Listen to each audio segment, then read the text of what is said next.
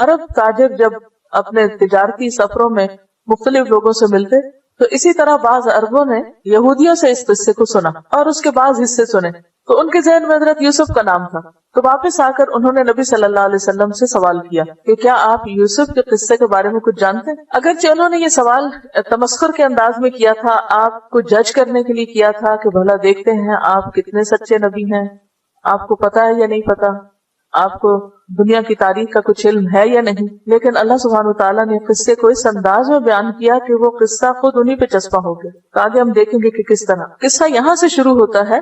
اذ قال یوسف لابیہ، جب یوسف علیہ السلام نے اپنے والد سے کہا، یعقوب علیہ السلام، یا ابتی، اے میرے ابا جان، ابتی پیار سے کہنے کا لفظ، یا ابتی ویسے تو ہوتا ہے نا یا ابی، تو یا کی بجائے تا اضافت کے لیے یا کو ہٹا دیا گیا، لاڈ سے کہہ رہے ہیں۔ انی رأیت 11 کوکبا، بے شک میں نے 11 ستارے دیکھے، احد ایک، عشر 10، کوکب ستارے، میں نے 11 ستارے دیکھے، والشمس اور سورج، والقمر اور چاند، رأیتہم میں نے دیکھا ہے ان کو، لی ساجدین کہ وہ میرے لیے سجدہ کر رہے ہیں، میرے آگے جھکے ہوئے ہیں۔ تو یوسف علیہ السلام حضرت یعقوب کے بیٹے تھے، ان کا زمانہ 19ویں صدی قبل مسیح کا ہے، یعنی عیسیٰ علیہ السلام سے تقریباً 1800 سال پہلے آئے۔ آپ اور آپ کے والدین جب یہ قصہ شروع ہوا اس وقت فلسطین میں رہتے تھے، موجودہ فلسطین میں، کنعان کے علاقے میں۔ ان کے ایک اور بھائی تھے بنیامین، یہ دونوں بھائی ایک ماں سے تھے، جبکہ باقی بھائی دوسری ماں سے تھے۔ کل 12 بھائی تھے، یوسف،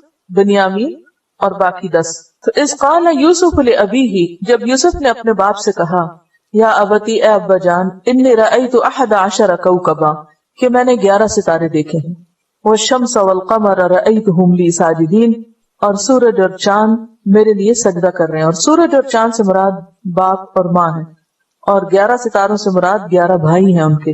اور وہ خواب کیا دیکھتے ہیں کہ وہ میرے آگے بہت احترام سے جھکے ہوئے ہیں۔ خواب 3 طرح کے ہوتے ہیں۔ نمبر 1 دل کی بات، یعنی جو باتیں آپ کے دل میں ہوتی ہیں وہی آپ کو خواب میں نظر آ جاتی ہیں۔ نمبر 2 شیطان کا ڈراوا، شیطان جیسے جاگتے ہوئے ہمارے ذہن میں وسوسے ڈالتا رہتا ہے، اسی طرح سوتے ہوئے بھی وہ ہمیں ڈراتا ہے۔ اور نمبر 3 اللہ تعالیٰ کی طرف سے بشارت، خوشخبری۔ عام لوگوں کو تینوں طرح کے خواب آتے ہیں، لیکن پیغمبر کا خواب تیسری قسم کا ہوتا ہے بس۔ کون سا؟ اللہ کی طرف سے بشارت۔ اور یہ جو اللہ کی طرف سے بشارت ہے، اس کے بارے میں حدیث میں آتا ہے، نبی صلی اللہ علیہ وسلم نے فرمایا، الرؤیا الصالحۃ جزء من 46 جزءا من النبوہ، بخاری اور مسلم کی روایت ہے یہ، کہ سچا خواب نبوت کا 46واں حصہ ہے۔ تو ابھی چونکہ آپ نبی تو نہیں بنے تھے، لیکن آپ کو بشارت ہو گئی خواب کے ذریعے کہ آپ پر ایک وقت ایسا آئے گا کہ جب آپ کے والدین اور آپ کے بھائی آپ کے سامنے جھک جائیں گے، یعنی اللہ تعالیٰ آپ کو عزت عطا کرے گا۔ اور یہ تعبیر 40 سال بعد رونما ہوئی،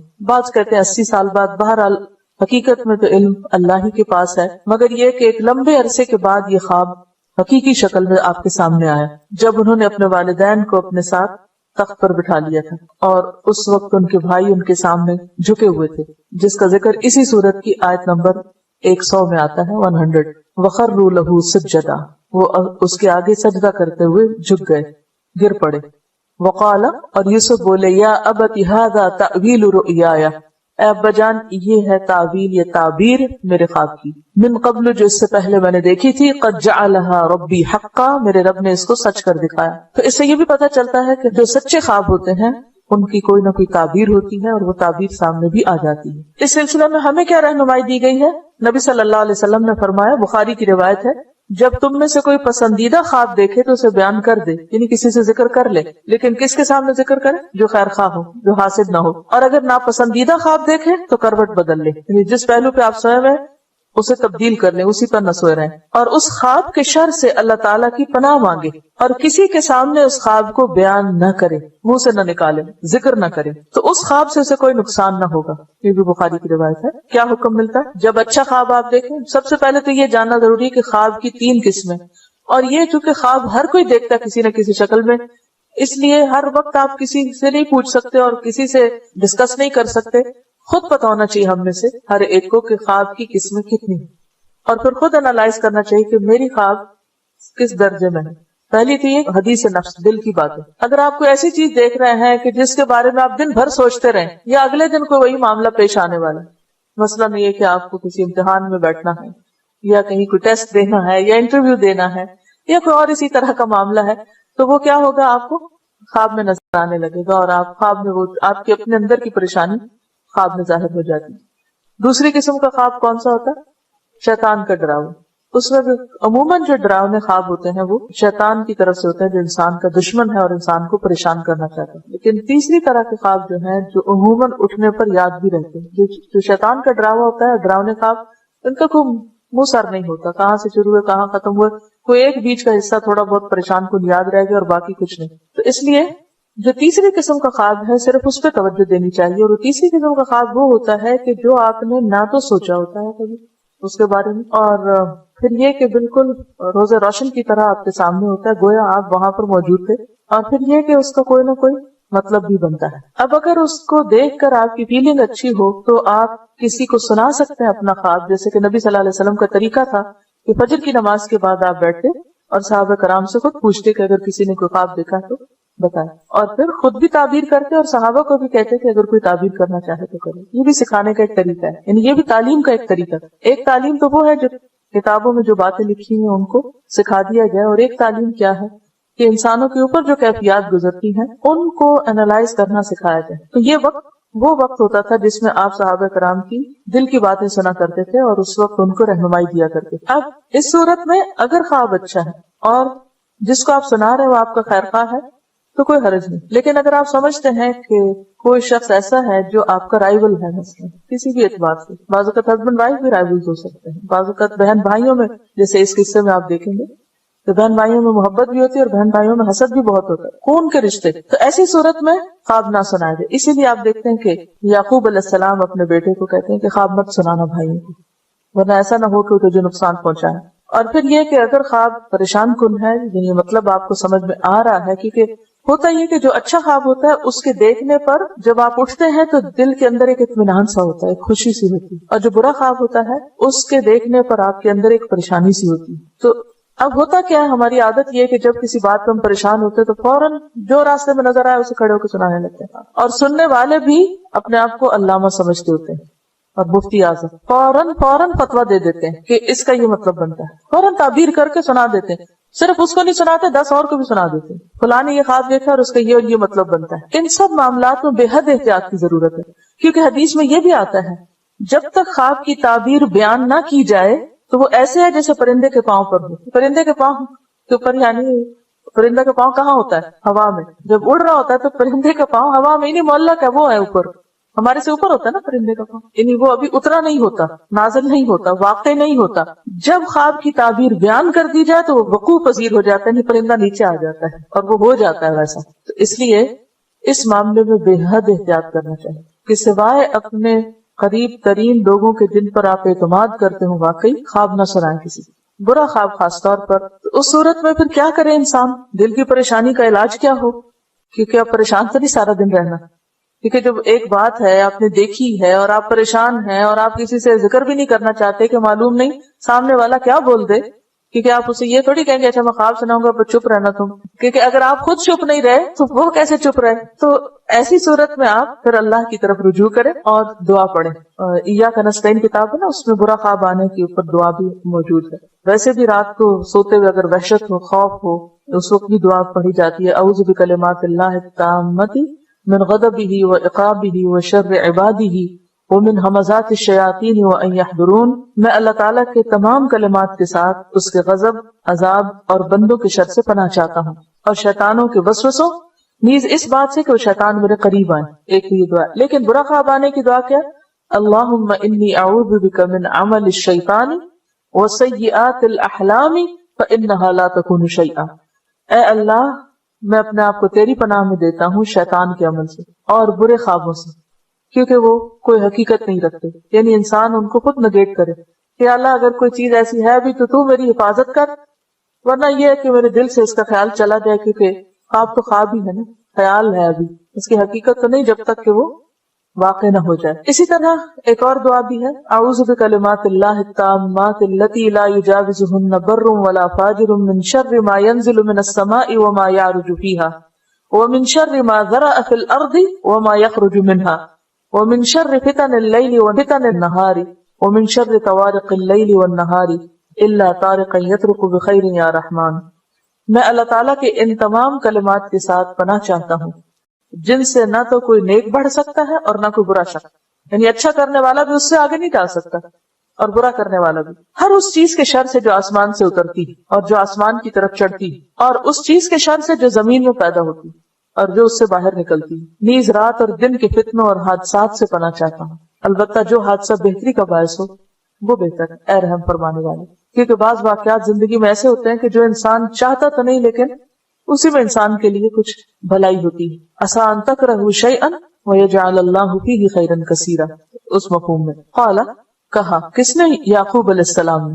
یا بنی، اے میرے بچے، لا تقصص رؤیاک، نہ تم بیان کرنا اپنے خواب کو، علی اخوتک، اپنے بھائیوں پر، اپنے بھائیوں کے سامنے اپنا خواب نہ بیان کرنا. ایک ہوتا ہے رؤیا الف کے ساتھ اور ایک ہوتا ہے رؤیا گول تا کے ساتھ. رؤیا ہوتا ہے گول تا کے ساتھ آنکھوں سے دیکھنا، اور رؤیا خواب میں دیکھنا.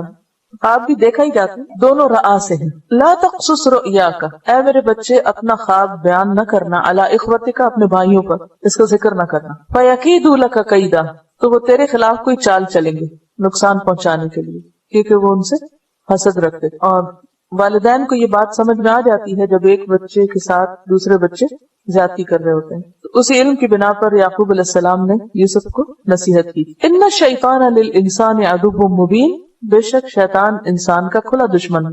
انسان سے مراد آدم اور حوا اور ان کی اولاد ہے، کیونکہ شیطان نے آدم اور حوا کے ساتھ دشمنی کی تھی تو ان کی اولاد کے ساتھ بھی وہ دشمنی کرتا ہے. وہ تمہارا دشمن ہے، اس لیے اس کی دشمنی سے بچ کے رہیں. یعنی ٹھیک ہے وہ تمہارے بھائی ہیں، تمہارے ساتھ اچھے نہیں، لیکن اصل بات یہ کہ ان کے پیچھے بھی شیطان لگا ہوا ہے. اس سے یہ بات بھی پتہ چلتی ہے کہ جو حاسد ہوتا ہے خاص طور پر اس سے احتیاط برتنی چاہیے. جب یہ پتہ چل جائے کہ کوئی شخص آپ کے ساتھ جیلس ہے، چاہے آپ کی جاب پر یا آپ کے گھر میں یا کہیں پر بھی، تو پھر انسان اس کے ساتھ بات کرتے ہوئے، معاملہ کرتے ہوئے محتاط رہے. اور اس میں ایک تعلیم یہ دی گئی ہے، صحیح الجامع کی ایک حدیث ہے کہ نبی صلی اللہ علیہ وسلم نے فرمایا، استعینوا علی انجاح حوائجکم بالکتمان، اپنی حاجات کی تکمیل میں خاموشی سے کام لو، یعنی چھپا کے کام کرو. کچھ منصوبے اگر بناؤ تو ان کو وقت سے پہلے اعلان نہ کرو. فإن كل ذی نعمت محسود، کیونکہ ہر صاحب نعمت حسد کیا جاتا ہے. جس شخص کو بھی کوئی نعمت ملتی ہے تو اس سے حسد ضرور ہوتا ہے. بعض لوگ اپنا حسد ظاہر کر دیتے ہیں اور بعض ظاہر نہیں کرتے. بعض لوگ آپ کے دوست بنے رہتے ہیں حالانکہ وہ آپ کے حاسد ہوتے ہیں.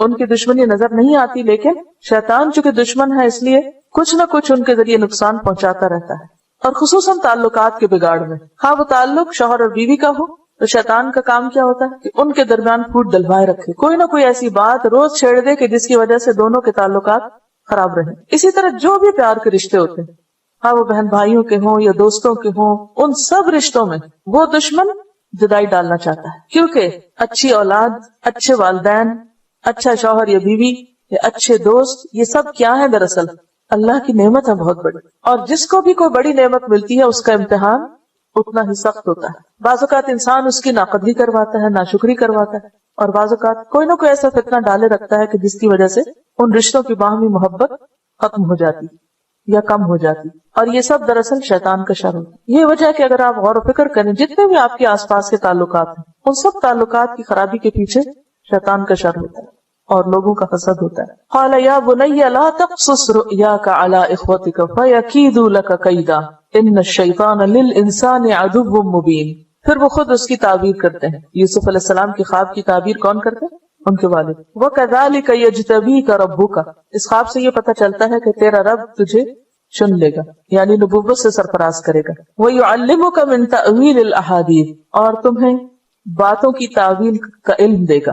تعویل کا لفظ جو ہے یہ اول سے ہے، حمزہ واو لام، اول کا لفظ بھی اسی سے. کسی چیز کا اصل کی طرف رجوع کرنا، اصل حقیقت.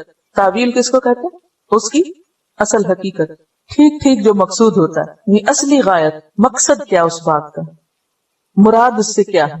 اور احادیث کا لفظ جو ہے یہ حدیث کی جمع ہے. حدیث کہتے ہیں بات کو، کہانی کو، ہر وہ کلام جو انسان تک پہنچ سکے، خواہ وہ سننے کے ذریعے یا پھر ذریعہ وحی یا خواب یا بیداری کی حالت میں، سب چیزیں احادیث ہوتی ہیں. ہر وہ کلام، کیونکہ حدیث کا معنی آپ کو سمجھنا ضروری ہے. حدیث سے مراد صرف حدیث رسول صلی اللہ علیہ وسلم ہی نہیں ہوتا، قرآن کے لیے بھی لفظ حدیث آتا ہے.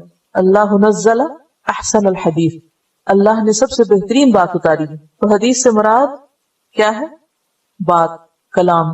ہر وہ کلام جو انسان تک پہنچے، خواہ وہ سننے کے ذریعے، خواہ وہ وحی کے ذریعے، خواہ وہ خواب کے ذریعے، کوئی بھی ذریعہ ایسا ہو کہ جس سے ایک بات انسان کے پاس آئے، کو واقعہ، کو خبر. تو تعویل یہ ہے کہ انسان اس بات کو سن کر اس کا اصل مقصد سمجھ جائے. اب دیکھیں کہ لوگ مثلاً آپ سے کوئی آ کے ملتا ہے، آپ کو کوئی بات سناتا ہے، کسی کی کوئی بات کرتا ہے، کوئی قصہ سناتا ہے، کوئی آپ کو فون کرتا ہے، کال کرتا ہے، کوئی بات آپ سے کرتا ہے، کوئی شخص کسی اور کا قصہ آپ کو سناتا ہے یا کچھ آپ پڑھتے ہیں. اب اس میں کیا ہوتا ہے، کبھی تو آپ بات سنانے والے کا مطلوب اور مقصود جان لیتے ہیں اور کبھی آپ کو نہیں سمجھ آتی کہ اس نے بات کیوں کہی، اپنی کم علمی کی وجہ.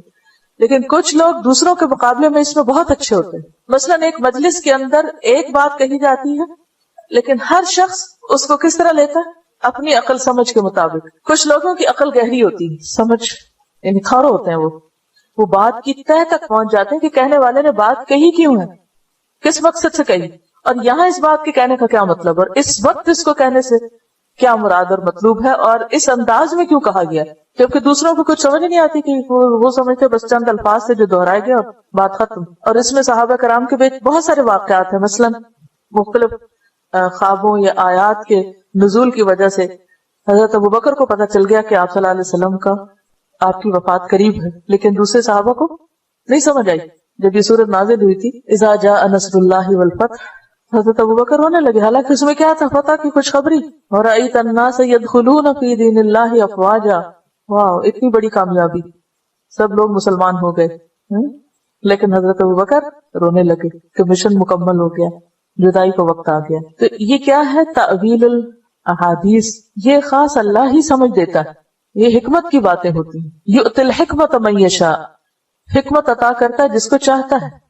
ومن یؤت الحکمت فقد اوتی خیرا کثیرا، اور جس کو حکمت اور دانائی مل جائے اس کو بہت بڑی خیر مل جاتی. اور بعض اوقات آپ نے دیکھا ہوگا کہ جن لوگوں کو ایسی سمجھ ملی ہوتی ہے، اگر اس کو ڈائریکشن نہ ملے تو ان کی زندگی میزریبل بھی ہو جاتی ہے، کیونکہ وہ اوپر کی سطح سے نیچے چیزوں کو دیکھ رہے ہوتے ہیں، ظاہر سے باطن کی طرف جا رہے. تو غیب کا علم نہیں ہوتا، اسے مکس نہ کیجیے. مثلا حضرت ابو ہریرہ رضی اللہ تعالیٰ عنہ ایک دفعہ بہت شدید ان کو بھوک لگی تو وہ کھڑے ہو گئے کہیں اور انہوں نے حضرت ابوبکر سے کچھ پوچھا، حضرت عمر سے کچھ پوچھا، لیکن کسی نے ان کی بات نہ سمجھی. تو اتنے میں حضور صلی اللہ علیہ وسلم گزرے، ان سے بھی انہوں نے وہی بات پوچھی، وہ کوئی مسئلہ پوچھ رہے تھے، تو ان کو فوراً سمجھ آ گئی. تو ان کہا کہ تمہیں بھوک لگی، آؤ میرے ساتھ. اب یہ دوسروں کو کیوں نہیں سمجھ آتی؟ جو کچھ لوگوں کو سمجھ آ جاتی ہے کہ دوسرا کیا چاہ رہا ہے. انٹرسٹ کی بات بھی ہوتی ہے، کچھ لوگوں کو لوگوں میں انٹرسٹ زیادہ ہوتا ہے، کچھ کو نہیں ہوتا. کچھ لوگ انسانوں کے زیادہ خیر خواہ ہوتے ہیں، تو ان کی اس خوبی کی وجہ سے ان کو اور زیادہ حکمت عطا کر دیتا ہے. تو جس کے اندر اخلاص ہوتا ہے، سنسیئرٹی ہوتی ہے، تڑپ ہوتی ہے لوگوں کے لیے، کچھ کرنے کا جذبہ ہوتا ہے، تو اللہ تعالیٰ ان کو یہ دولت عطا کر دیتے. ان کے